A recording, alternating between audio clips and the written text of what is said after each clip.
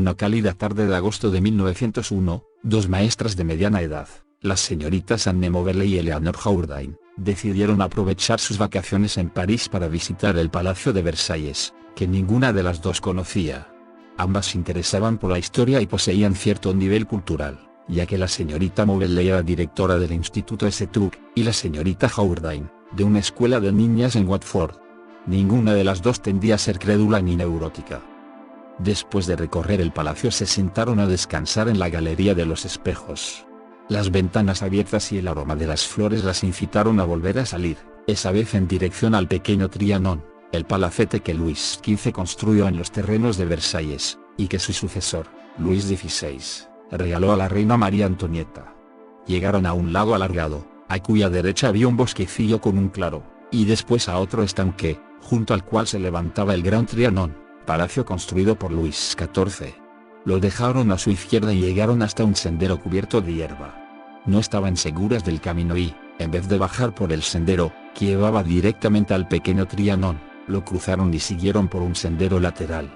La señorita Moberly vio a una mujer asomada a la ventana de un edificio que había en un recodo del sendero y que sacudía una tela blanca. La inglesa se sorprendió al ver que su amiga no se detenía a preguntarle el camino. Después se enteró de que la señorita Jourdain no lo hizo porque no había visto ni a la mujer ni el edificio. A esas alturas, las dos mujeres no tenían conciencia de que sucediera algo extraño, y conversaban animadamente sobre temas que no tenían nada que ver. Doblaron a la derecha, pasaron junto a unos edificios y distinguieron el final de una escalera tallada al otro lado de un portal abierto. No se detuvieron, sino que tomaron el sendero central de los tres que había delante de ellas. La única razón para que lo hicieran fue la presencia de dos hombres que parecían estar trabajando ahí, con una especie de carretilla y una pala puntiaguda. Parecían jardineros, aunque las mujeres pensaron que vestían de forma rara, llevaban largas chaquetas gris verdoso y tricornios. Los hombres les dijeron que siguieran en línea recta y las amigas continuaron como antes, absortas en su conversación. Fue más o menos entonces cuando las dos mujeres comenzaron a sentir una cierta opresión de forma independiente. No comentaron el hecho en aquel momento, observaron que su entorno era curiosamente llano, y ambas tuvieron la sensación de que el paisaje se había vuelto bidimensional. Esas sensaciones se hicieron abrumadoras cuando se acercaron a un pequeño kiosco de jardín, circular, como un kiosco de música. Junto a él se sentaba un hombre. A ninguna de las dos le gustó el aspecto del hombre, su rostro era oscuro y repulsivo. Notaron que llevaba una capa y un sombrero al estilo español. Aunque no se sentían muy seguras de su camino, por nada del mundo le hubiesen dirigido la palabra al hombre del kiosco. Sintieron alivio al escuchar pasos que se acercaban a prisa detrás de ellas, pero, cuando se volvieron, el sendero estaba vacío. Con todo, la señorita Moberly vio a otra persona que apareció súbitamente. Parecía sin duda, un caballero, alto, con grandes ojos oscuros, cabellos negros rizados. Él también llevaba capa y sombrero español y parecía nervioso cuando les indicó dónde estaba la casa. Les sonrió de una forma que les pareció peculiar, pero, cuando se volvieron para darle las gracias, había desaparecido. Volvieron a escuchar el ruido de alguien que corría, aparentemente muy cerca de ellas, pero no vieron a nadie. Cruzaron un puentecito sobre un barranco en miniatura, miraron la cascada que caía junto a él y, finalmente, llegaron a una mansión campestre pequeña, cuadrada y sólidamente construida, con una terraza que daba al norte y al oeste. La señorita Moberly vio a una dama sentada en el césped, de espaldas a la terraza, que parecía estar haciendo un dibujo. La dama las miró fijamente cuando pasaron junto a ella. La señorita Moberly comentó que, aunque era bastante bonita, ya no era joven, y no le pareció atractiva. Esto no le impidió observar el vestido que llevaba, de una tela ligera y escotado. Sus abundantes cabellos rubios estaban cubiertos por un gran sombrero blanco.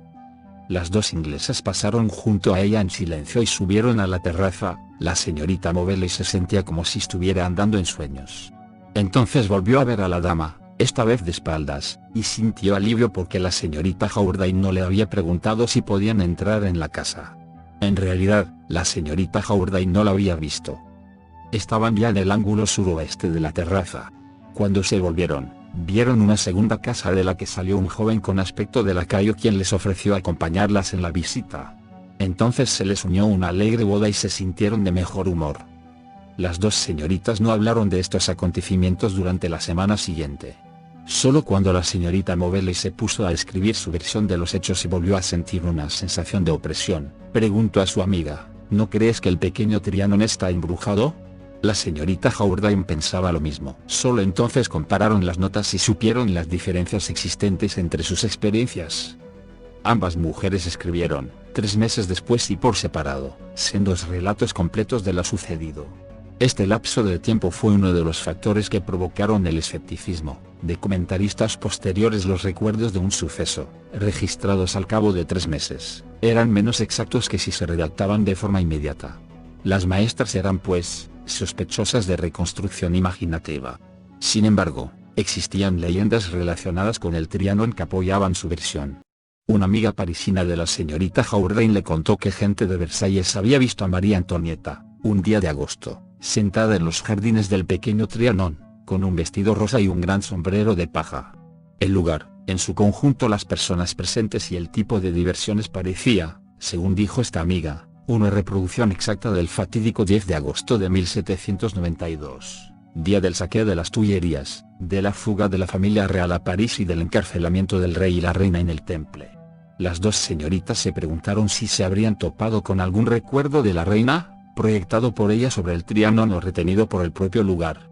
Desconcertadas por lo que habían encontrado, decidieron comparar los detalles de su experiencia con los hechos, y regresaron a Versalles.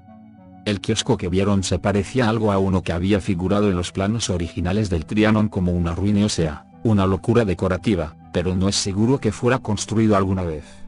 De hecho, el kiosco fue una fuente de dificultades para las dos maestras en sus esfuerzos por identificarlo con algún rasgo original del Trianon. Vacilaron y modificaron sus opiniones. Les parecía que tenía algo de chino. Un crítico francés, Léon Rey, que escribía en la Revue de París, lo identificó con un edificio llamado Jeu de Vague, que era de estilo vagamente oriental. Pero las dos inglesas no estuvieron de acuerdo y señalaron las discrepancias entre el kiosco del 10 de agosto que, después de todo, ellas habían visto y Reino y el Jeu de Vague. Su referencia a algo de chino no fue hecha hasta 1909, lo que sugiere una ocurrencia tardía. Sin embargo, existen datos de que, en 1774, el jardinero jefe de María Antonieta, Antoine Richard, había planeado la construcción de un kiosco pequeño, del tipo del que las dos maestras creyeron ver en 1901. A medida que uno examina los hechos narrados por Moberley y Howardine, y las acusaciones y contraacusaciones que se les hicieron a lo largo de los años hasta los años 50, su relato y su interpretación se vuelven cada vez más confusos. El hombre moreno que inspiró tanta aversión a las maestras fue identificado como el conde de Vaudreuil, quien desempeñó un siniestro papel en los últimos meses del reinado de María Antonieta, aunque otro crítico sugirió que la figura podía haber sido el anciano Luis XV. Apenas existe un detalle en la narración de las dos mujeres que después no haya sido contradicho o discutido por otra explicación, aún más improbable, de lo que habían visto originalmente. Resultaría pesado reconstruir los pasos de las investigaciones que Moberley y Howardine realizaron a lo largo de varios años, o discutir las muchas formas en que han sido interpretados los detalles de su aventura.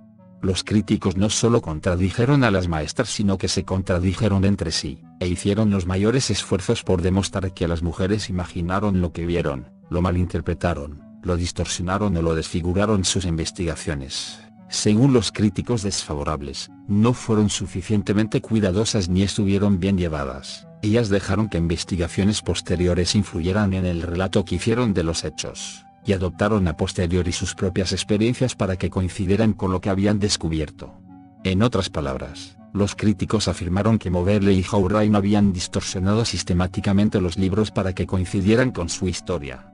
Las dos damas, cuya inteligencia parece haber sido tan aguda como la de sus críticos, fueron condenadas como una pareja de solteronas crédulas, cuyas cabezas estaban llenas de tonterías románticas acerca de la desventurada reina de Francia.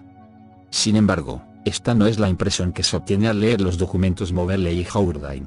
Las mujeres parecen equilibradas, sensatas y verdaderamente intrigadas por lo que les sucedió aquel día de agosto de 1901.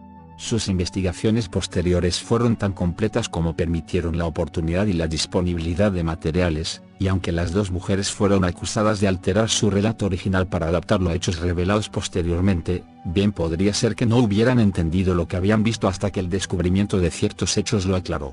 Desde luego, Moberly y Howardine no conservaron un registro minucioso y un relato documentado de lo sucedido. Probablemente, nunca se les ocurrió que eso sería necesario para probar su veracidad. No es posible juzgar qué sucedió realmente el 10 de agosto de 1901. Es probable que las maestras tropezaran con una alucinación a gran escala consecuente con las condiciones de un salto temporal retrocognitivo. El aspecto más interesante de la cuestión fue el constante intercambio, visual y verbal, que al parecer tuvo lugar entre las figuras del pasado y las del presente. Tampoco fue única, en cuanto a la aventura de Versalles, ya que otras dos inglesas vivieron una experiencia similar en Dieppe 50 años después. Si te gustó el video, dale like, suscríbete y compártelo. Muchas gracias.